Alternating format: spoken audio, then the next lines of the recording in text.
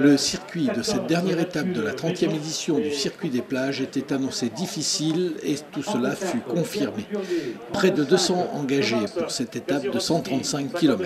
Entre le 15e et le 24e kilomètre, Stylianos Farantakis de Sojason Espoir et Pierre Crémat de Mussidan, bientôt rejoints par 10 autres coureurs, vont lancer la première échappée sérieuse. Ils seront repris au 27e kilomètre par le peloton.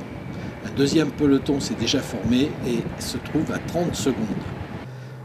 Jean-Marie Gouret de Sojason Espoir, Thomas Drouot, Team Penam vont partir à leur tour au kilomètre 32 et prendront 25 secondes au premier peloton avant d'être repris au 38e kilomètre. Le second peloton, longtemps maintenu à 40 secondes, recollera au premier au kilomètre 45. Auparavant, Paul-Michael Montéour de Locminé est sorti, bientôt rejoint par Cyril Borde de Côte-de-Lumière et Kylian Larpé d'Apogée C, ainsi que David Godu des Côtes d'Armor. Ils seront repris 5 km plus loin. Au kilomètre 52, Morgane Lamoisson du Vendée U, Nicolas David de Creuse Oxygène, Fabien Le Breton de Sojason Espoir, Jérémy Vescon des Côtes d'Armor, Maxime Blancpain de Dunkerque et Pierre Crémat de Mussidan, lui-même pour peu de temps, ont relancé la machine. 8 hommes vont contre-attaquer et rester longtemps à 30 secondes alors qu'à ce moment-là, le peloton accuse un retard de 2 minutes 45. Les hommes de tête vont finir par se regrouper. Nouvelle attaque au kilomètre 78 de 10 coureurs, dont Franz Taruya, Krenner du Vendée U, qui va chuter lourdement sans trop de conséquences heureusement. Contre toute attente, on va alors assister au retour du peloton revenu d'un retard de près de 3 minutes, dont Kevin Lecomf d'Aubervilliers, Paul-Michael Montéour, Stéphane Bennett du Côte-de-Lumière, qui termineront respectivement 1er, 4e et 5e de l'étape.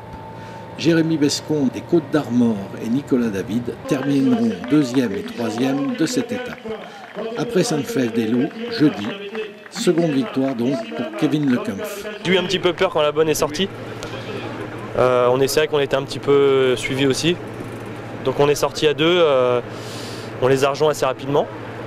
Et puis je sentais que devant, ils étaient aussi entamés par les efforts qu'ils ont faits. Donc tout s'est joué dans le dernier tour.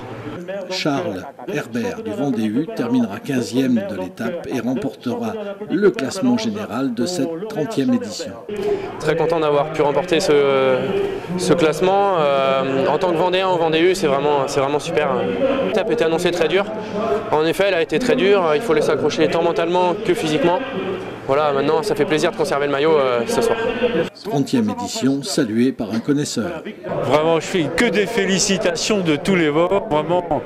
Et puis, ça va se dire en Bretagne, croyez-moi, parce que je suis vice-président des organisateurs de courses cyclistes et je vais en parler. Rendez-vous donc en février 2017 pour la 31e édition.